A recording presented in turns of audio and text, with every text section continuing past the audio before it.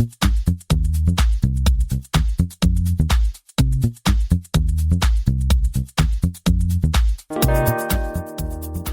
everyone, welcome to the 327th episode of the Internet of Things podcast. This is your host, Stacey Higginbotham, and your co-host, Kevin Toffel. And we have an excellent show for you today.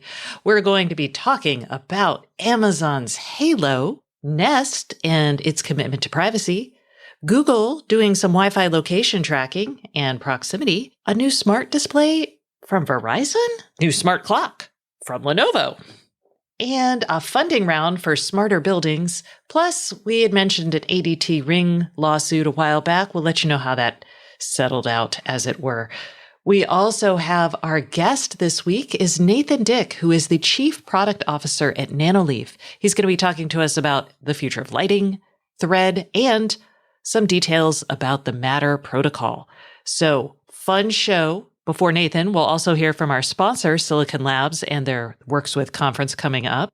So, with all of that exciting stuff ahead of us, let's hear from another one of our sponsors. This week's sponsor is Trek 10. Trek 10 is an AWS premier consulting partner with competencies in IoT, DevOps, and managed services.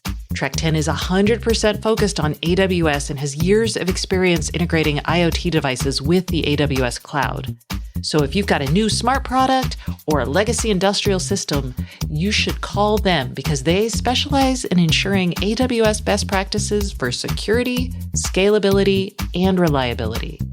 They support their clients in the analysis, design, build, and long-term support phase of IoT ecosystems. So, to learn more and to tell them that I sent you, visit trek10.com/IoT. That's Trek10, TREK, numeral 10.com/IoT. Ooh, Kevin, let's get this party started with a visit from Amazon Halo. Something I don't use, but you do. Well, I don't use it on the regular. I have one, and then I picked it back up again to test out a feature we talked about a couple weeks ago. This is the Halo, has something called Movement Health. And this was something Amazon announced earlier this month. And you spend 10 minutes doing, it's 5 exercises, basically, lunges, that sort of thing. And you have the camera on, the smartphone is watching you as you do this. And then it basically tracks, it uses that as an assessment and says, oh, you know what? You are weak on your left side, or you really should work on this. And then what that does then is Amazon gives you a little exercise program. It's like a few exercises, 10 minutes a day. And then it says every 2 to 4 weeks, you should check your health. You should recheck your movement health, basically. So they're using, in an app, I presume, the camera of your phone to watch you, and then some kind of either AI or machine learning to determine, I guess, flexibility, movement ranges, and so on. Yes, exactly. Okay. And they'll give you like stretching or balancing exercises. Is this free for... So if you have a Halo, you are paying a subscription, or there is a subscription, and it auto-renews at $3.99 a month. So you can turn that off, and then you have a Halo, but the Halo's not really that useful without a subscription. I'm assuming you can't get the data off it or integrate with anything any other way. Well, I think the app gives you like activity tracking, but when you have the Amazon Halo membership, as they like to call it, that's how you get things like the body composition, the movement health, etc. So you can still get like steps, heart rate, sleep time, and sleep tracking without the membership. But like the tone analysis, I don't know if y'all remember, but like Amazon will listen to the tone of your voice and tell you how you, like, do you sound angry? And the idea being that it will help you communicate better with people. Oh, I do that with you for free. Right.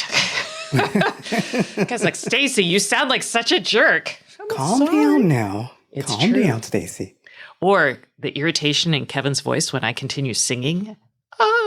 No, it doesn't irritate me. But I'm just not partaking and joining you. That's all. Kevin's like, I just won't sing.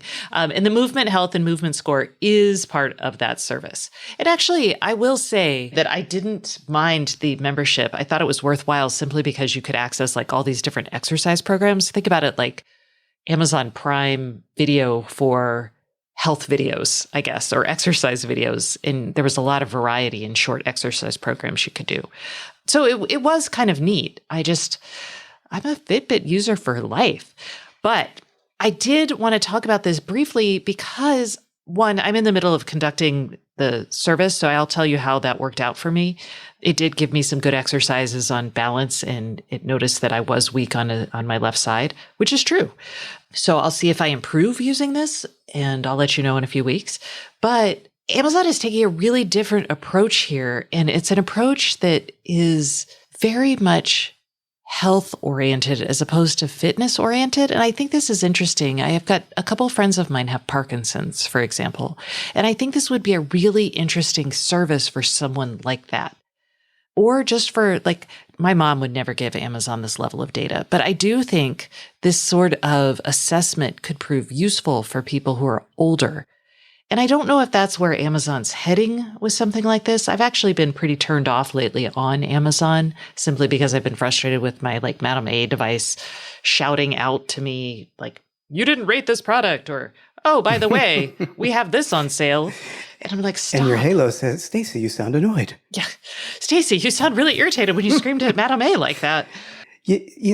So you're right. There is definitely a different approach that could benefit different audiences. As you said, people with Parkinson's or any other people who have certain challenges that can benefit from this kind of analysis.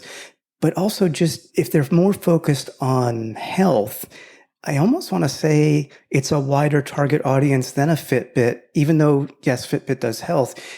They seem more focused on the fitness aspect. And so do a lot of other trackers like this. Now, that may change with Google purchasing Fitbit, but who knows? But I think the wider audience is actually a good thing for Amazon in this case. Well, yes. And I would like to say it helps them, or it looks more like a service that uses the data. So we talk about this all the time. We don't want just information coming at us, right? We're No, I can get data. I want insights. Right. And this helps turn those insights into action in a way that is just like products that, we think are truly smart, like my beloved June oven. Or, the Nest thermostat that automatically adjusts, things like that. This is actually taking that data and turning it into something really useful. And I will say that I don't think Apple is doing a pretty good job actually here as well. Yeah. I mean, especially if you're paying a fee, you want something that's actionable from the data. Yeah. And it sounds like this would provide that. And I use Apple Health and the Apple Watch, and I get actionable insights as well. And that's something that these companies who are in this space really need to start looking at, especially if they're going to have add-on services and subscriptions. Yes. And I would say also the focus on health, Amazon's emphasizing this. They actually, I think it was last week, mentioned that they had done a clinical study with Mass General and Pennington Biomedical Research Center that assessed the accuracy of Halo's body composition feature. Mm-hmm. That's the thing where you get naked or almost naked and they take a photo of you and tell you how much body fat you have. They actually did the research to say, hey, this is as accurate a method as a doctor would use and nearly twice as accurate as leading at-home scales. Oh, yeah. Man, that thing told me I was way fatter than my scale did. I did not like that. Yeah. You've deleted all that data and imagery, right? Oh, so the important thing is, yes, Amazon gives you a lot of options here, provided they're not lying, which honestly, sometimes when you deal with Amazon, you're like, you might be lying. They're very aggressive on the press front. But they say that all of the data in the app, you can choose to have that deleted instantly, like as soon as the information is processed. It's processed on your phone. It never goes to the cloud. That gets deleted if you want, or you get the option to store that data and images in the cloud. I chose not to do that. Yeah. So. Yeah. No, that's good. That's what they need to do. Yeah. I just wish I trusted Amazon more. I really do. And I feel like Amazon's trust deficit with consumers is really hurting it. You look at things like Sidewalk. You look at things like my reluctance, for example, to give them naked pictures of my body, which I feel is a very normal thing. Yeah, absolutely. All of that is hurting them. And I think it's going to hurt them as they move into health. And it's a shame because they definitely have designs here. They've got They've invested in healthcare clinics. They've invested in PillPack, which is, sending you pills. I feel like they could have an overall solution, but I don't know who would want But that. once you lose trust, it's so hard to get it back, no matter how great the services are in the future. And that's what I think they're going to start finding out. Yeah. So who knows? Okay. Moving right along. Yeah, speaking of trust. Yes, good segue. You want to talk about this? Yeah, absolutely. I think this will be good news for people who are in the Google Home ecosystem. Google has put out a blog post entitled Nest's Commitments to Privacy and Security. And in it, they outline 6 key items to help boost your trust level with them in terms of privacy and security. So they are going to start validating their Nest devices with an independent security standard. They said these will be third-party, industry-recognized security standards like those developed by the Internet of Secure Things Alliance, the IOXT, and they're going to publish the validation results. So that's good. I just want to say the IOXT Alliance right now does not have a security standard for many of the Nest devices, but they're working on it. And they say like those developed. Right. They didn't say which one. So, I think they're giving some people something to look at as a framework. It may not be that, but in general, I like where they're going here. They've also included Google Nest in their Google Vulnerability Reward Program. So that's providing rewards for security vulnerabilities found and reported, just like any other software vulnerabilities. That's actually very good. They mentioned the Google account security with the tools and automatic protections like suspicious activity detection, their security checkup and 2-factor verification, which, yes, I love that. This is key. They are committing publicly to fixing critical bugs and patches being provided for at least 5 years after launch.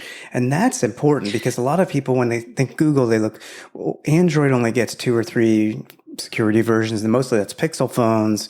It's not the other hardware partners such as the Samsungs and the LGs and the Motorolas and so on. So this is really key towards reestablishing trust in a long-term commitment for security with Google Nest. For us, this is like Christmas because for the last, I want to say 7 years, we have been like, give us an expiration date on security updates for products, right? Like, let me know. I mean, what Google's doing with that particular item here is giving us an expiration date. So when you buy a Nest product, you've got 5 years. For a lot of products, this will be fairly sufficient. Like, I mean, I can see like a display. I am still actually running an original Echo from 2014. Yeah, I have 2 of them. Same here. Which I'm like, oh, look, that's definitely out of, but Amazon's still supporting it. But I'm very excited about this. Although for something like a thermostat, that I would hope goes longer simply because like a Nest thermostat, you don't want to be replacing that every 5 years. No, that should be pretty much like a 10 year. Yeah, think 10 years. But we've been asking for this. So far, Philips Hue, Signify, the company behind Philips Hue, does this, but very few other companies do. And I think it's a huge oversight. So big props there. There's also legislation coming. Like the UK is actually looking to force companies to publish this. California has legislation that recommends that companies do this. So this is, yes, finally. So this commitment may not be coincidental. Probably not. Maybe it is. Yes. But, I'm still giving them props. I agree because nobody's yet forcing them, so that's good. 2 other quick bits. Every Google Nest device introduced in 2019 and beyond uses verified boot.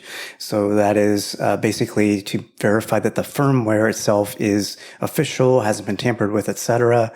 And also they mentioned visibility to which devices are connected to your account, which they've had for a long time. So that's kind of like a sub bullet in my opinion. But overall, this is very positive news. Yeah, I'm super, these are good things. And just a few months ago when Google talked about its Works With program that they were doing, and it was around I/O actually, they talked about certifying those devices, and to get certified to Works With, to have access to the Nest APIs, basically, you actually have to pass security tests every year. And some companies might be like, that's such a burden. But at the same time, it's a burden that's necessary for making sure that the companies who have access to this data and who are participating in these programs are actually producing quality devices and devices that have their software takes into account user data and privacy. So I think Google's actually doing a lot of good stuff here. Yay! And being very public about it. So I recommend everybody who's in this space take a look and think about emulation.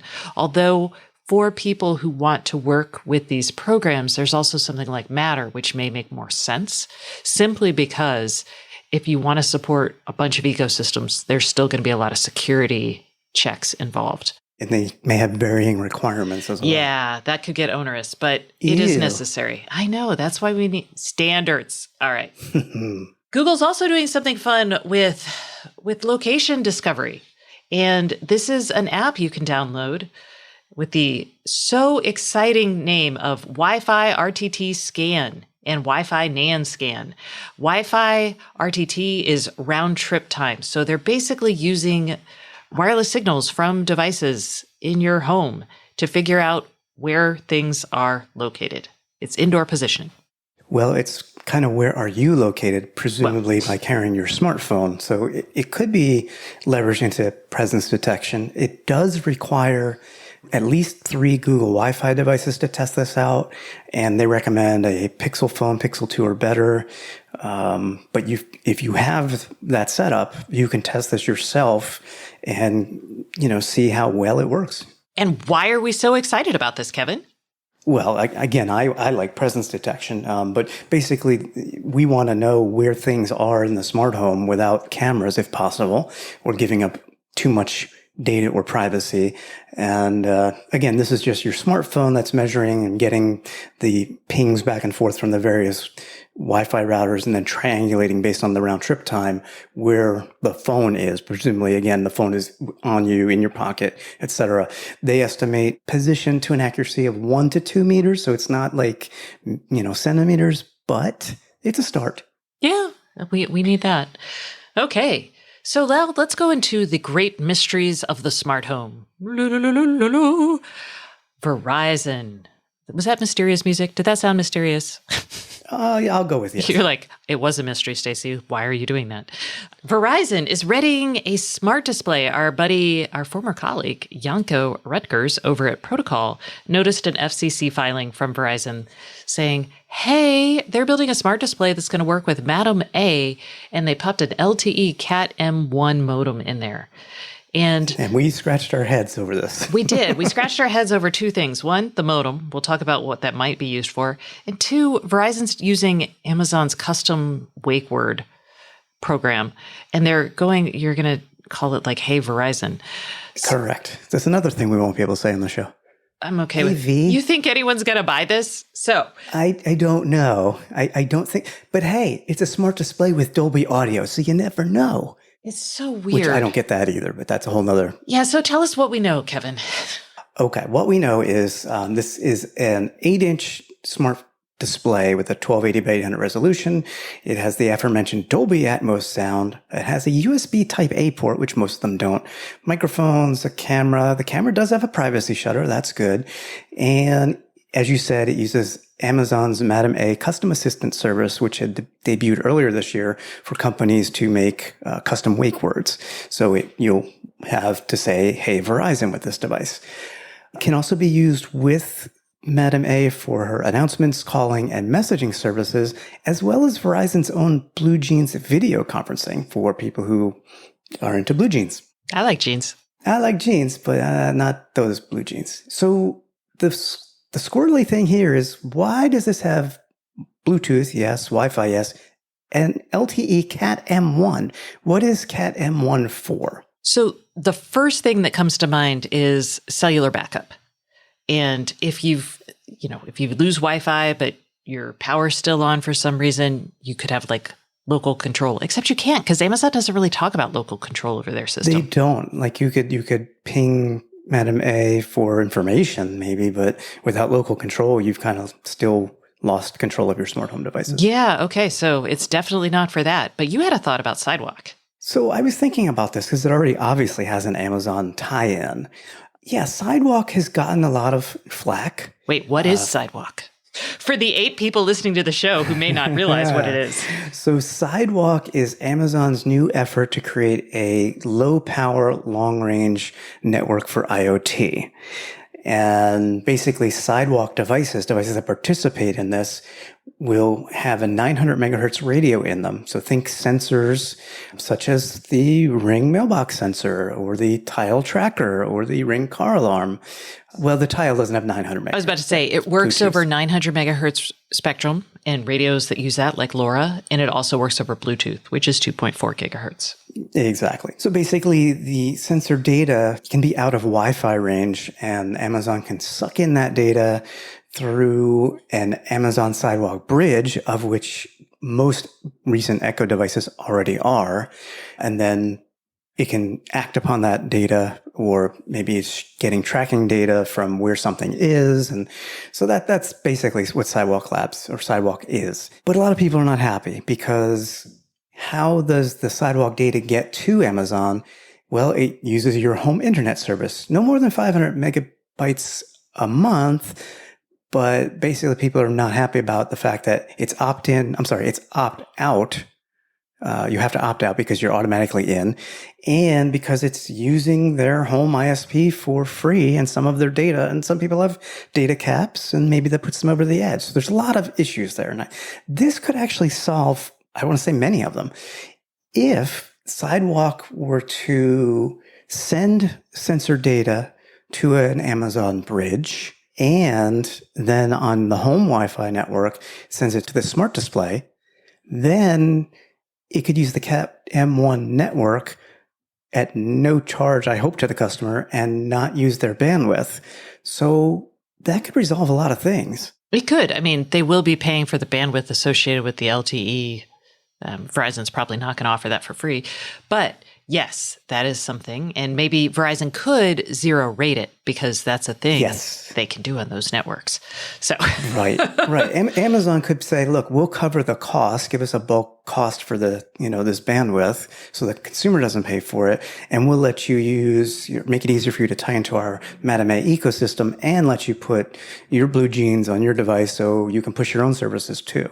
Yay. That I can't think of another reason. I mean, yeah, this is a weird product. I'll be honest. I don't know. Well, there's also one small other aspect, and it goes back to what Verizon previously sold, that Smart Hub, which was a way for you it was basically like a landline replacement over IP. And because this has a Cat M1 radio, even though Cat M1 bandwidth tops out at like 1 megabit per second down, and I think half that going back up, that's enough for voice. And you've got, there's an IMEI number, just like every smartphone or tablet or voice product, I should say, on this smart display. So there's probably a SIM card. So there's probably a phone number that could be part of your home's phone number. It could be your smart display's phone number, where you could receive cellular calls to that phone number on this display. So maybe that's the addition. Yeah, maybe there's added value. There are people who still want landlines. Yeah. I'm not saying this is a product that I would recommend or want, but I'm just trying to figure out why does this exist? Yeah, exactly. And that was today's Smart Home Mystery. Woo, woo, woo, woo. Okay. But not the end of smart displays today. No, we have something that's less mysterious. Lenovo is launching Smart Clock 2. Tell us about it. Smart Clock 2, yes. They announced this at Mobile World Congress late last week. It's the second iteration of their current smart clock. So it's got a 4-inch screen. It's got some nice fabric cover on it and all that. But what's different about this one is that it has better speakers, and it also attaches to an optional wireless charging dock. The wireless charging is not for the smart clock. That doesn't have batteries or anything. That's just still a typical plug-in device. But when you place the clock on this wireless charging dock, it can get power through a USB pass-through connection. And it has a wireless charging platter next to it, so that you can put any Qi wireless charging device on it. So it's $10 more than the last iteration, so it's $89.99. For some people, like a very basic smart clock. It's a basic smart clock that you can also put on your bedside table to charge your device. Very cool. Will you get one? No, because I have a smart display in the bedroom. And in other small bits of news, Mapped a company that's it's helping make buildings smarter. They raised a second round of seed funding, and their total funding now is $9.5 million. I wrote about this company a couple of months ago, and I'm really intrigued by this. This is a smart building story, and what they're doing is they're pulling data from sensors, HVAC, any number of like fire safety systems, all of it, conference rooms, occupancy. They're pulling all of that data and they're basically creating an API for it. So you put a device running their software in your building on the network. And then what it does is it pulls information from that device or pulls information from all of the building infrastructure and forms it into an API. And then that API feed is basically an API feed for everything going on in your building. And you can do all kinds of stuff with that. Or if you're a landlord, you can do stuff with it. If you're the tenant, you can do stuff with it. It's very interesting. I actually should have Sean Cooley come on the show and explain how they're doing this because there's standards involved, there's ontologies. It's pretty awesome. So I'm excited they got funding, and hopefully we'll hear more from them soon. We also have one other quick update for you on ADT and Ring. They were involved in a trademark lawsuit over the octagon-shaped blue signs. Octagon. Yes. And basically, they've settled. And we don't know for how much? Or we will probably never know for how much, but Ring did say they're going to stop selling the current design of its outdoor siren and release a new non-blue octagon-y siren. Whatever the opposite of a blue octagon is. Yeah, red. A yellow circle. I was like a red circle? A red? I don't know. No. So, yeah. Yay, they're done. This is what happens when you are an Amazon-owned company. You've got some big funding and lawyers to help you out. Well, that and ADT got funding from Google. So Google and Amazon, remember that proxy fight? Yeah. So this felt definitely like one of those, a proxy fight. Okay, so I think it's now time for that segment of the show where we take our questions from you, our audience. That's right. It's the Internet of Things podcast hotline, which is sponsored by Very. Very is an IoT development firm that has been there for years. They have an award-winning team of engineers, designers, data scientists, all who will help you build your own IoT hardware and software products. You can learn more at www.verypossible.com. That's www.verypossible.com. And before we get to our question this week, we also have a winner. Yay! Do-do-do-do-do-do. I'm having a lot of fun here. Not singing. I know. You're never going to sing for me. And our winner this week is David Schultz from Wisconsin. Hello, David. You are a winner. And we will be getting back to you shortly to find out which smart speaker you would like. That's right. Then you can listen to Stacy sing on that. Oh, no. Oh, well, yeah. Yeah, you could. So congratulations to you, David. And remember, if you would like to ask us a question or be entered to win the July prize, give us a call at 512-623-7424. And who knows, you might get your question answered on the air, and you definitely will be entered to win the July drawing. What will you win? I'm getting kind of tired of doing smart speakers, so I think I'm going to package up a box of devices that either I have or have not tried. So one of those devices I know will be an Arlo doorbell. I don't know what some of the other devices are, but I'm going to go through my kit. It's a grab bag, but it's like a subscription box of IoT stuff. But it'll be fun. Okay, so July's mystery box. Maybe I'll unveil one item each week to tell you about it. Okay, now let's hear from John in rural Kentucky who wants to swap routers. Hi, this is John from rural Kentucky. Okay, I have a router that's a couple of years old, thinking about replacing it with a mesh router. The current router has 4 networks, a 2.4 megahertz guest, a 2.4 megahertz home, a 5 megahertz guest, and a 5 megahertz home. And they all have separate SSIDs and passwords.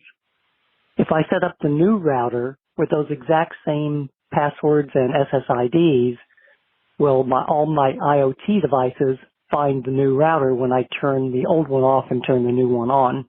Or do I need to reconfigure every single device that I have? Suggestions on routers would be appreciated as well. Thank you very much. Enjoy the show. John, we dug deep into the router FAQs. Yes. Because I get what John's trying to do. And I always recommend to people, keep it simple when you do these router setups because... Well, don't keep it simple. Keep it the same.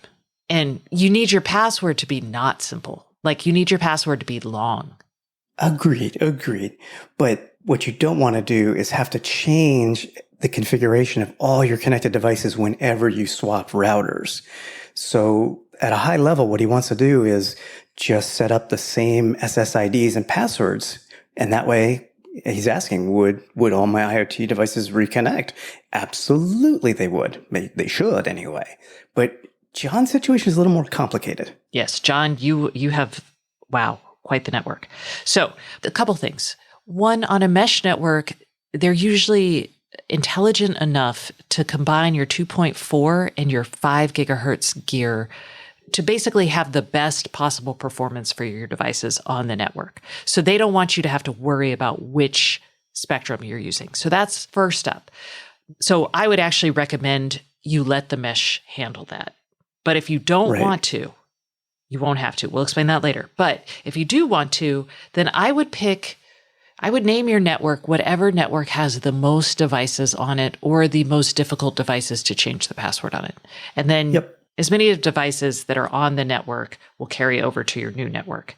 Right. That network name will be the one that those devices are currently using. Right. Like same password as well. Like everything 5 gigahertz could be your SSID for that, right? Whatever that network name is, use that for your SSID and then use the same password. And then everything on that network is going to flip over.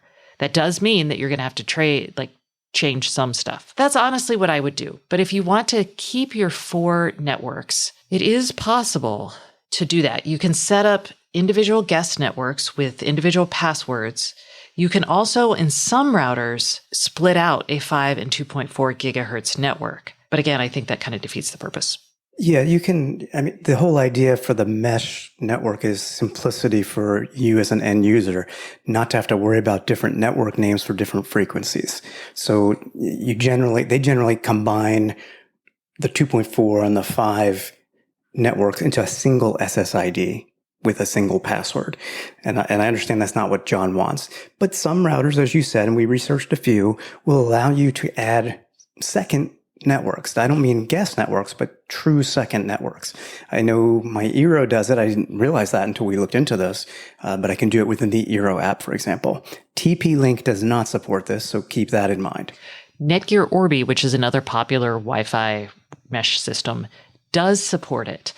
And so does another popular one, which is the Asus Zenfy, their most recent version of that, and actually several other Asus routers. So those are kind of some of the more popular brands. If you want something else like Google, or I'm trying to think of all the other, Samsung makes some mesh Wi-Fi routers. But I'm positive you cannot do this with Google. Okay. There you go. They made very simple and uncomplicated on purpose. Samsung, I don't believe I could on the old Wi-Fi either. Okay. So there you go. And you asked us for some router recommendations. I would say, given what you're trying to do, you would probably look at the Orbis, you would look at the Eeros, and you would look at the Asuses. I think that's fair. Because the other ones don't allow you to do what you might be doing. I would recommend maybe you think hard about whether you want to keep doing that. So you might be in short-term pain, but... I'm sure he's doing this from a security standpoint, which I totally understand. Well, it might be. The other option would be because you want your TV, which is near a router, to be on the 5 gigahertz because it's less crowded and good for, more bandwidth. Like there are reasons to do this, but I think... Oh yeah, no, I have one of my Eeros right next to the TV. But I actually hardwire it because the Eero does offer me Ethernet ports in the back. So I have one coming in from my ISP and one going out to the TV. Everybody's situation is different. What I was going to say is from a security standpoint, some of these do offer additional paid services for threat detection and malware scanning and device protection. Eero is one. I know that for a fact.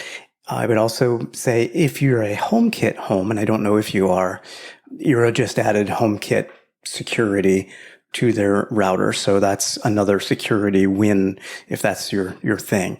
You're going to have to research what your needs are and what each router does or doesn't provide. Yes. So good luck to you. Feel free to call us back and let us know what you got. Plus, you'll be entered to win in the July contest. Oh, y'all, if you would like to call us and be entered to win, or just have us answer your question, give us a call at 512-623-7424. And that concludes this segment of the show, but please stay tuned for Nathan Dick, who is the Chief Product Officer at Nanoleaf, who's talking about Thread, Matter, the future of lighting. It's great. So stay tuned. And now a message from our sponsor. This week's sponsor is Silicon Labs. Hey everyone, we are taking a break from the Internet of Things podcast for a message from our sponsor. This week's sponsor is Silicon Labs, and I would love to welcome Ross Sabalsik, who is VP and General Manager of Industrial and Commercial IoT Products at Silicon Labs. Today, Ross is here to talk to us about WorksWith, Silicon Labs' virtual conference coming up in mid-September. Hello, Ross. Hey, Stacy. How are you today? Excellent. So, for those who don't know Silicon Labs, please just tell us a little bit about it. So, Silicon Labs, we're a provider of wireless connectivity for a wide range of IoT applications. And that would extend everything from building a personal area network to connect your phone to something with Bluetooth, to an application where you might need multi-kilometers of range with a low-power wide area network. So we have a complete wireless portfolio for all of our customers' IoT needs. Awesome. And y'all are hosting WorksWith. This is the second year y'all are going to host this event. And can you tell us what it is you want to do and what makes the event unique? We're uniquely positioned because we're really the only company out there that offers a complete portfolio of wireless connectivity for all applications from personal area networks up through LPWAN. In addition, we're working with the major vendors and customers who are shaping the future of the IoT. And you can come and hear tracks where they're going to show what their vision is for the future and what they're doing to unlock it. And last year, y'all really focused on the smart home market. But this year, the event is expanding to include tracks for the smart city, industrial IoT, and general IoT. Can you give us a preview of what to expect from the smart city and industrial tracks? Yeah, smart city and industrial IoT are two of the most exciting aspects of IoT. And we're going to have tracks that cover a wide range of applications, covering everything from commercial lighting, building automation, heating and air conditioning, all the way up through citywide applications like smart metering, asset tracking, and energy management. I know I will be at WorksWith, but who else should attend? WorksWith is really for everyone that's in the IoT industry, but in particular, software and hardware engineers, product managers, and business leaders will find tracks that are customized to aspects that will be interesting to them across a wide range of verticals and applications. And where can I go to find out how to attend and to register? Great. So registration is open online. You can register at workswith.silabs.com. Once again, registration is completely free this year, and the event will run from September 14th through September 15th.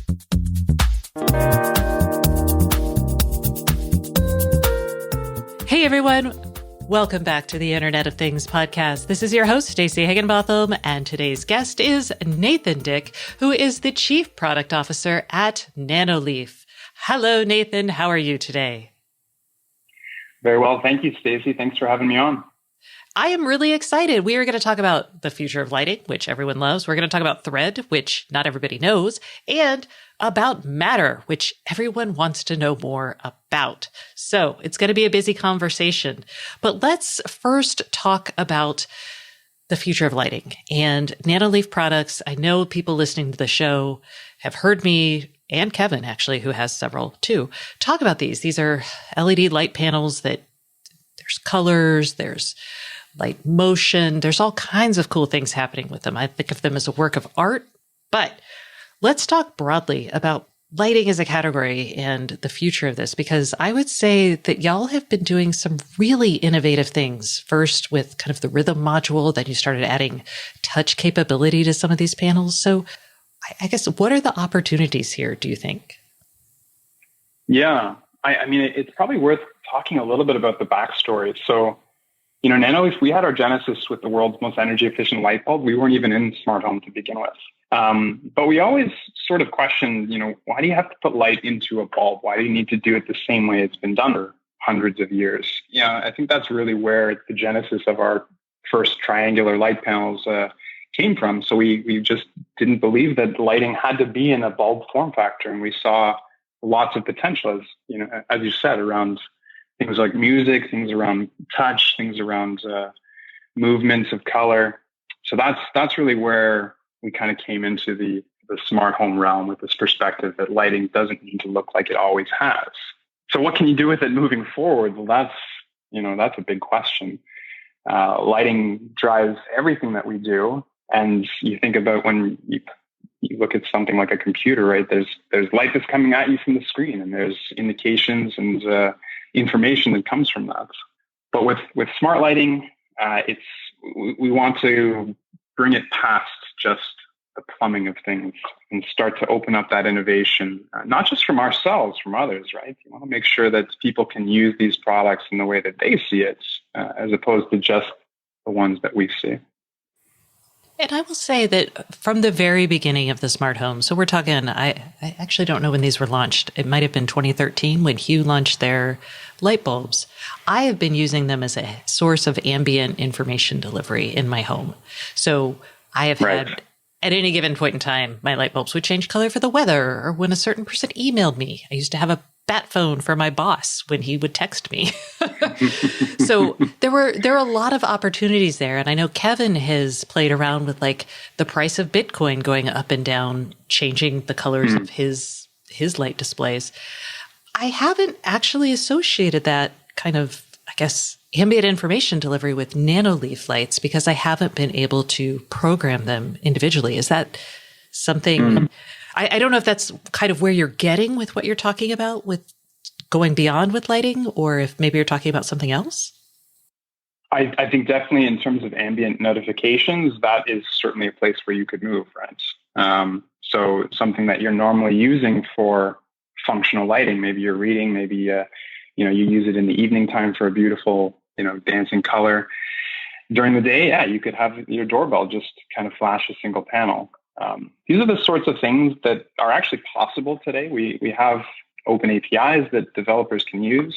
They're the sorts of things that we haven't focused on yet, in large part because we spend so much of our time working on plumbing, which alludes to the Matter story. But there are definitely things that'll be very interesting moving forward, and we see so much flexibility with what we've built and put into people's homes already. All right. When we get to the Matter portion of this discussion, maybe we'll come back and talk about what developers can do to build on the plumbing. But first, back to the plumbing.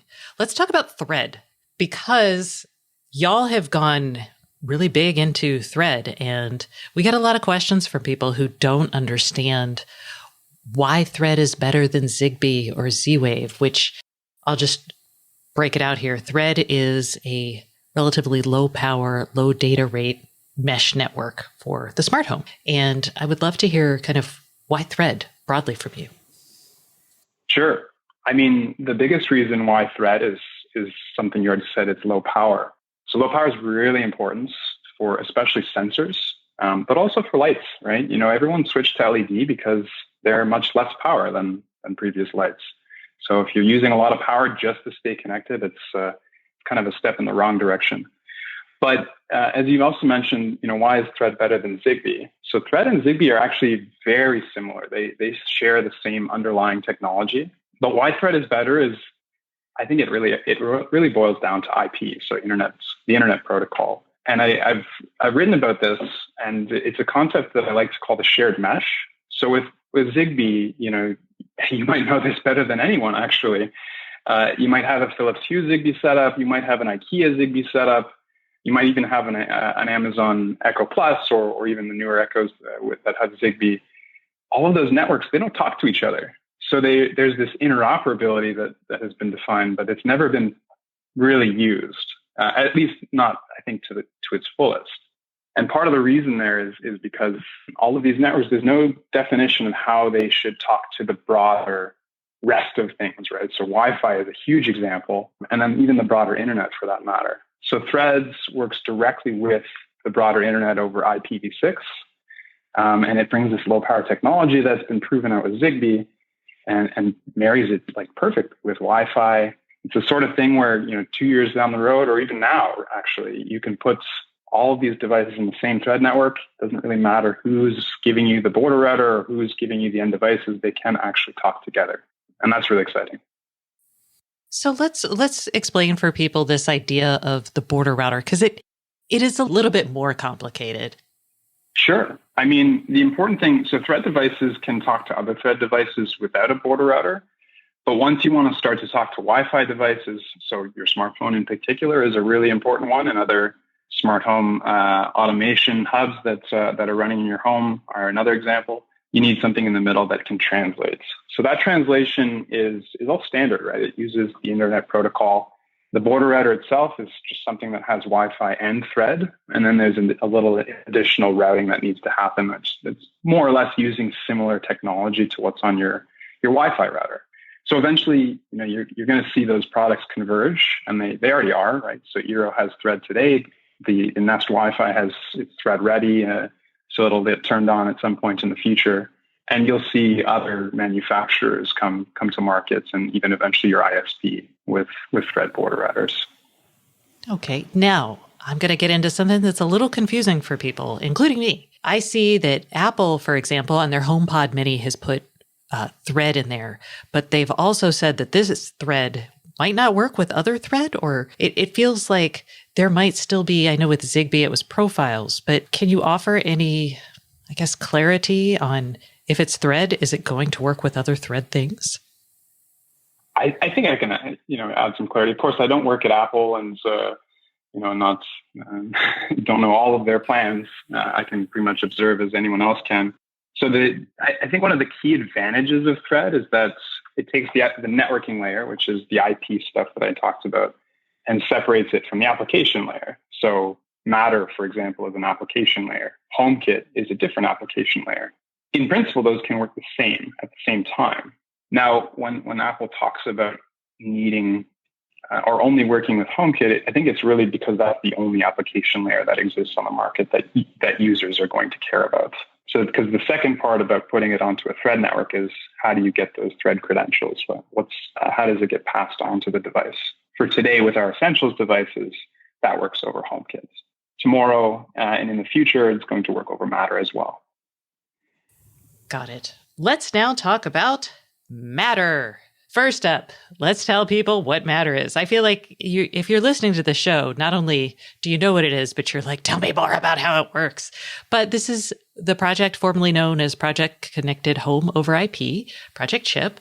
And the idea is we'll have a smart home interoperability layer that, I want to say, eliminates all the pain of owning smart home devices, but that's not actually true.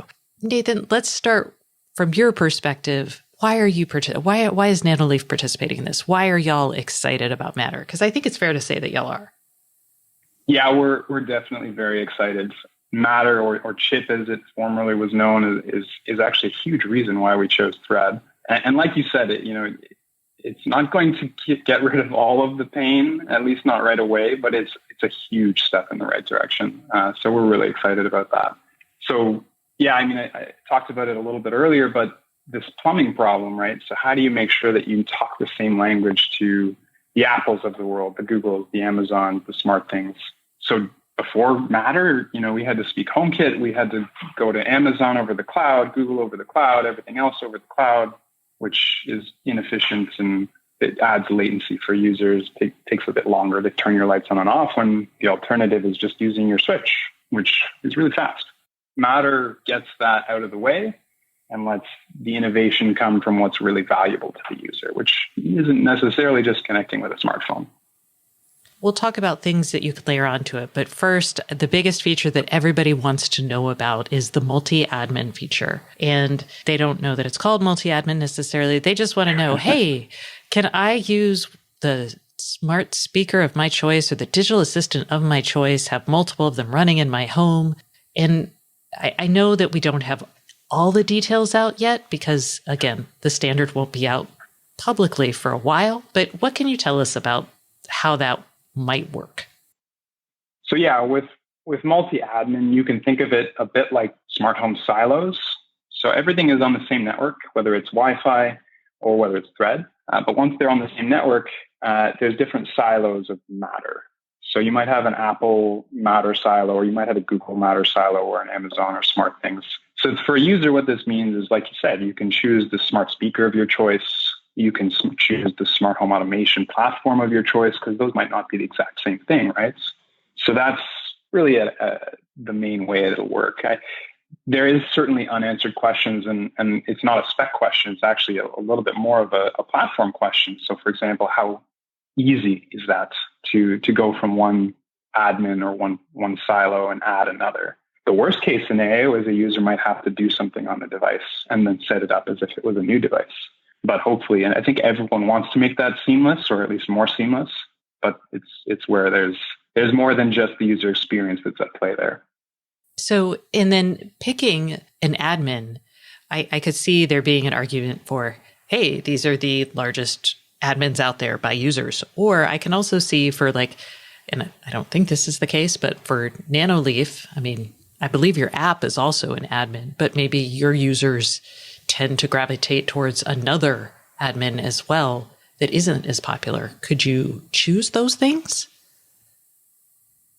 Yeah, there's definitely choice. In respect to our own app, if you take the HomeKit example, our app has always worked directly with HomeKit, and HomeKit actually provides all the APIs we need to control our devices through our app. And that's not going to change with Matter. That'll be the same. So in principle, yeah, it just needs to be connected to the Apple Home app on iOS. For other platforms, Android is probably the main one, right? It's a smart home platform. Some of those details still need to be fleshed out. And this gets to a really interesting point. I know when Apple launched HomeKit, some developers were frustrated. It feels probably like a good word, about the idea that more of their functionality was moving over to HomeKit as opposed to their own apps. And I saw a lot of developers really struggle with this and figure out what to include with HomeKit, and then also how to make sure their apps were still compelling enough for users to download. And I would just love to get your approach, especially because with Matter, I think this is going to, good Lord, matter even more. So what is your approach to enticing people to your app? I mean, it's definitely something we care about. If you can imagine the features that we put into our app, especially around the moving colors and the layouts that we have, our layout detect technology, our Connect Plus technology, that's not going to go away. That's going to be accessible from our app only. And that comes down to what Apple can do, what Google can do is a bit of the lowest common denominator, which is going to continue to rise. They're going to continue to innovate. They're going to make things better as a network effect. But the specific functioning of our products, it's going to be the best in our app. And I think that can be the same for any other smart home company, right? Not to say that there won't be commoditization, but people who buy the commodity products expect the cheapest of the cheap price. So that's a very challenging place to make money. As someone who has a dozen lighting apps on her phone, I'm kind of waiting to not have to deal with that. So one of the other elements of Matter I'm super pumped about is security. So we talk about actually commodity products, and one of the areas where I always worry about commodity products is, are they secure? And Matter has a really interesting plan for security built around this distributed ledger. And when I had talked to you in the past, I feel like you talked about how it might be pretty complicated to implement. So I would love to hear more about your thoughts there, because I am super excited about it. So yeah, the blockchain stuff in Matter is really neat from I would call it a nerdy perspective in my own thinking. It is a security feature, but it's probably not the main security feature to make sure hackers can't control your lights, for example. Where it's most interesting is that it kind of distributes the onus of managing all of the Matter devices, in particular from a certification standpoint. So if you're an Apple, or if you're generally an admin controller setting up a device, you'll see what device it is when you first discover it, and then you'll go to the ledger to check whether it's certified. So from a blockchain perspective, us as Nanoleaf, we would say, okay, we've got a new device coming in. It's device A. It goes on the blockchain, not certified yet. And then the test lab is somewhere else, and they test it. And they say, okay, this is great. It works perfectly. And they mark it as certified. That goes into the blockchain. And then the actual record of all of these devices itself doesn't have to be owned by Apple or Google or even hosted. It's all distributed amongst all of the different members. It's the same idea behind, this ledger in Bitcoin, where, all the transactions are distributed among all of the members. So it's a very neat application of this technology. It's the first time I've seen it, besides cryptocurrency. Yeah, I like the idea of using it to manage certification. That is important. But I had also been given to understand that it would also do things like track security updates. So as you guys release new versions of the software, I could check against vulnerabilities, or all of that stuff would be in there as well. So I'll be the first to admit I'm not the leading expert on all of the different things that the compliance ledger, the distributed compliance ledger, will do. It definitely will track firmware updates. So that might add new functionality. It might have security patches. And that makes sure that you don't have to go into the Nanoleaf app to check for updates. The Apple Home app can see those updates and maybe even download them directly and put them onto the device. And it's just going to be a much better way to scale out products that may come and go, right? Because there's going to be a lot of people that come in and don't persist. Yes, I have a crate of devices that are no longer supported by anyone or anything. Sigh. Okay, let's let me dream a little, get a little bit more exciting. We talked about kind of the future of lighting, and I feel like you're teasing me a little with this kind of ambient information delivery and the fact that you have these APIs, but what are some of the things that maybe you're hoping people will do with Matter compliant devices and your product? So there's a couple of things I can talk about from our products. So, we started with our light panels anyway with color changing, right? There's triangles, there's squares, there's hexagons. With our newest product, the Elements, we've moved to try and capture the smart home decor segment, but from a non-RGB color perspective. So our hope, and from what I gather from your experience, you might like these already in that way, is that it brings a new type of experience to a user's home, right? So that experience part is really what we want to nail with Nanoleaf products.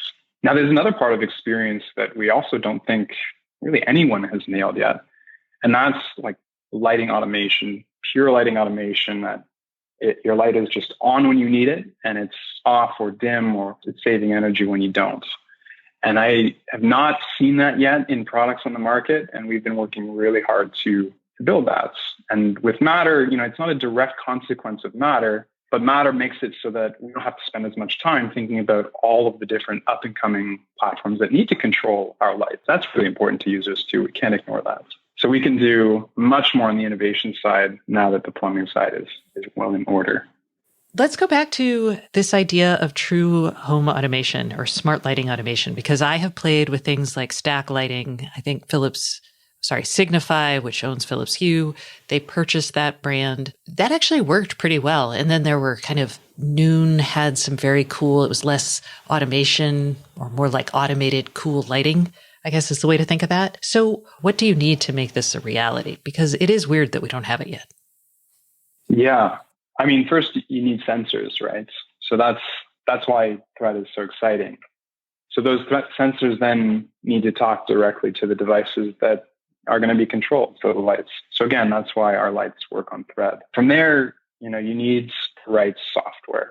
And this is something that everyone's slowly working toward, and I think we're going to nail it.